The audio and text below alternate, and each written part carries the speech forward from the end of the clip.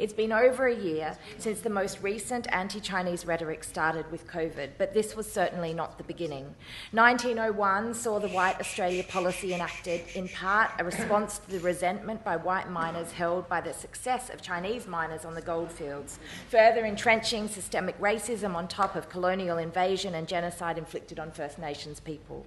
Jump forward to the rise of One Nation and Pauline Hanson warning of fears of Asian invasion and John Howard's tough on-border claims that we decide who comes to this country. Oh, how proud they both must be today of Morrison and Dutton's skillful implementation of racist border policies under the guise of a global pandemic, which initially saw those from China being sent to Christmas Island, and now our borders shut to those wishing to return home from India.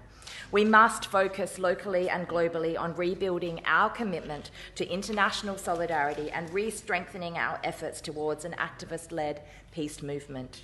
Many of us have continued to suffer through an increase in anti-Asian racism and distrust, and there are real consequences for this. A member of the New South Wales Parliament had their house raided by ASIO. New South Wales councillors with Chinese heritage have received letters and death threats. Reports documenting discrimination in the media, barriers for people working in the public service, increases in racist attacks, citizens having their loyalties questioned at Senate committees, universities being subjected to foreign interference laws, the Human Rights Commission being criticised for their Racism It Stops With Me campaign, and then there's the endless tirade of racist crap and so-called jokes hurled at public figures. This is not okay.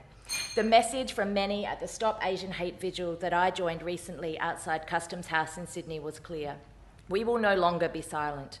We will no longer be your model migrants. You will not stereotype us as geeks. You will not objectify us as the subject of your exotic fantasies. And we will not shy away from speaking proudly about our cultural heritage for fear that you will brand us as apologists for the Chinese Communist Party.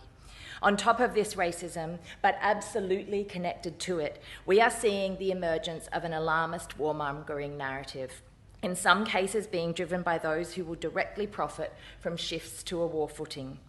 The Greens are proudly a party that have at its core a respect for principles of peace and non-violence.